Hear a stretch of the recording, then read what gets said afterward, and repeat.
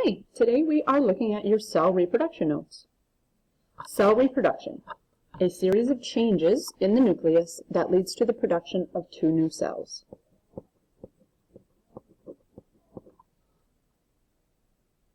As a review, the nucleus is the control center for the cell.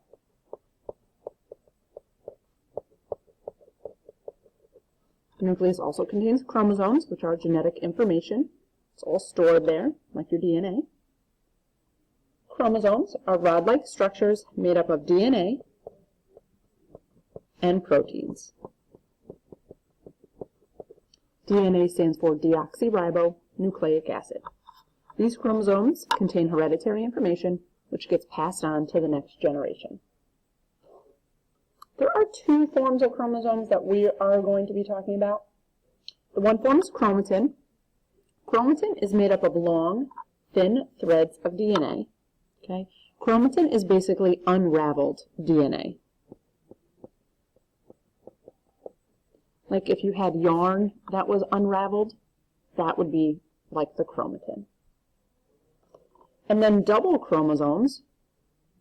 This happens when the chromatin shortens, thickens, and replicates. So now the chromatin, which was unraveled, sort of clumps together, shortens up, and then they can replicate to become a double chromosome. If you flip to the back,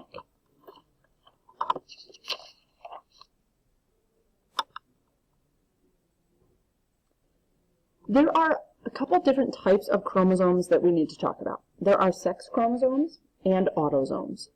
Sex chromosomes determine the gender of an organism.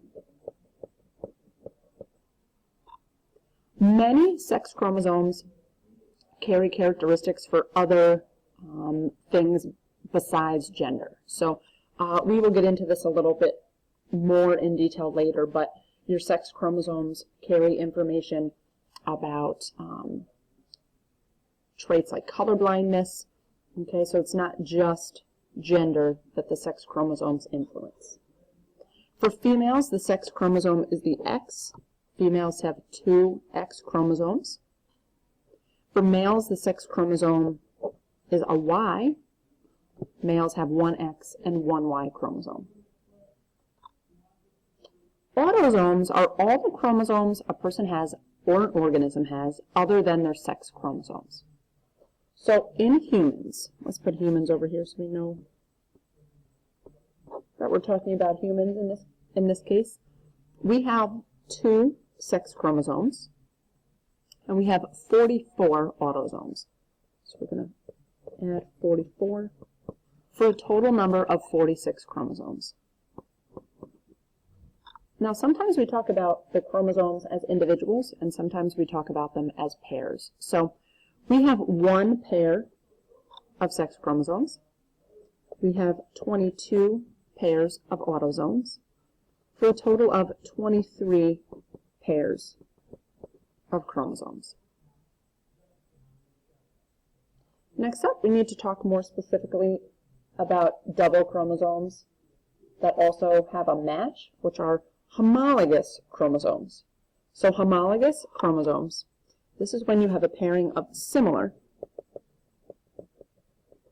chromosomes.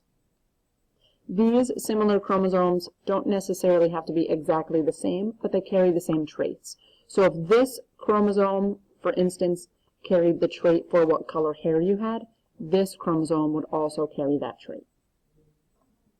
Okay. Now we talk about a couple things that are specific to looking at chromosomes. A karyotype is a picture of the chromosomes in a dividing cell. A karyotype is able to show you the number, the size, and the shape of the chromosomes. So that's important to check to see if people are missing chromosomes, if people have extra chromosomes, if there might be damage to a chromosome. You're able to see that in the picture. Amniocentesis is when fluid from around the unborn baby is taken and tested for genetic disorders.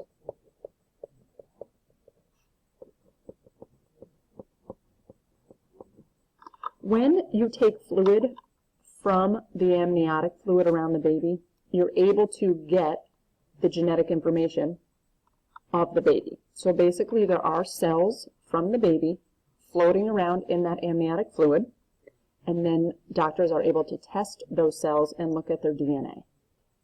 Okay, so you can find out if there are specific genetic disorders that the baby might have. You can, from the amniocentesis, actually make a karyotype to look at the size, shape, and number of chromosomes. So down here, these are examples of karyotypes. Okay. When you have a karyotype, doctors organize the chromosomes from largest, chromosome 1, to smallest, chromosome 22, and they pair them up based on the homologous chromosomes. So chromosome 1 and the other chromosome 1 are paired together because they have similar traits. Okay. So they pair them up based on size, and the last two chromosomes are always the sex chromosomes. So in this case, if your box here, you see there's one X and one Y chromosome, this means this is a male. On the middle karyotype, you'll see there's two X chromosomes and no Y chromosomes, so this is a female. And on the third karyotype, this shows a situation where this person has an extra chromosome. So we talked about the chromosomes being in pairs. So at each spot, there should be two chromosomes. In this case, they have 3 chromosomes at the number 21 spot. This is called trisomy, tri meaning 3. Okay? When someone has 3 chromosomes at the 21 spot, they have Down syndrome. Okay, so here we've got too many chromosomes.